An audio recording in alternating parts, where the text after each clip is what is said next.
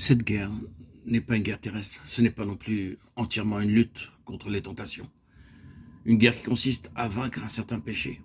C'est le combat de celui qui est uni au Seigneur, ressuscité, revêtu des vêtements lumineux de l'armure entière de Dieu.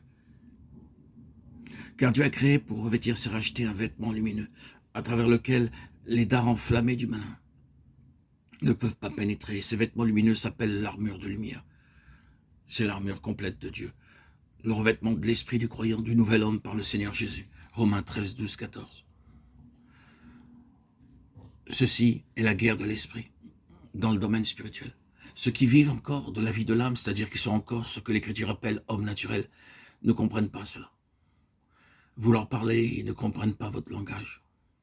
Il y a deux sphères absolument séparées, la vie victorieuse vécue sur terre et la guerre victorieuse dans la sphère invisible, celle qui unit au vainqueur et dans sa victoire remporte la victoire sur les forces invisibles des puissances des ténèbres. L'Esprit de Dieu est à l'œuvre dans l'Église pour amener le corps de Christ. Dans la sphère céleste, la sphère que Paul connaissait et où il vivait. Nous avons si peu réalisé ceci que nous y sommes comme des étrangers ne connaissant ni bornes, ni frontières, et par conséquent ignorant le chemin. L'Esprit de Dieu est à l'œuvre dans l'Église pour amener le corps de Christ, je veux dire expérimentalement, car il est déjà de fait. Nous avons déjà parlé de la description faite par Paul de cette guerre, car notre lutte n'est pas contre la chair et le sang. Il n'est donc pas question ici de victoire sur le péché. Je répète que cette question de victoire sur le péché doit être une chose absolument réglée pour chaque croyant par une compréhension intelligente de notre mort avec Christ au calvaire. Si nous comprenons bien notre position et que nous saisissons que notre vieil homme a été crucifié avec Christ et que d'heure en heure nous nous tenons pour morts au péché, alors nous sommes entrés dans la lutte de la sphère spirituelle. Maintenant, nous commençons à comprendre cette lutte dans l'esprit.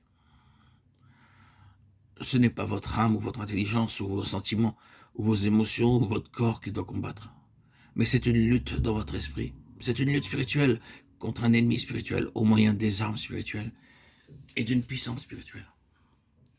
Car ce n'est pas contre la chair et le sang que nous avons à combattre, mais c'est contre les principautés, les puissances, contre les princes des ténèbres de ce siècle.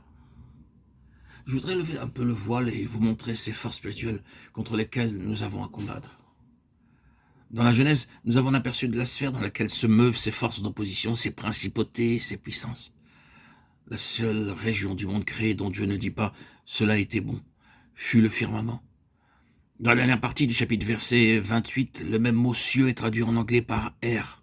Le Seigneur Jésus, dans sa parabole du semeur, parle des oiseaux de l'air qui ravissent la parole, comme étant Satan et ses armées. Matthieu 13, 4, 19. Dans l'Épître aux Hébreux, chapitre 9, verset 23, il nous est dit qu'il a fallu que les choses célestes fussent purifiées.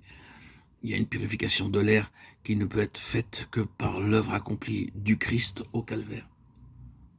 Le Seigneur ne dit pas que cela était très bon lorsqu'il créa le firmament, l'air à cause des forces invisibles qui s'y trouvaient.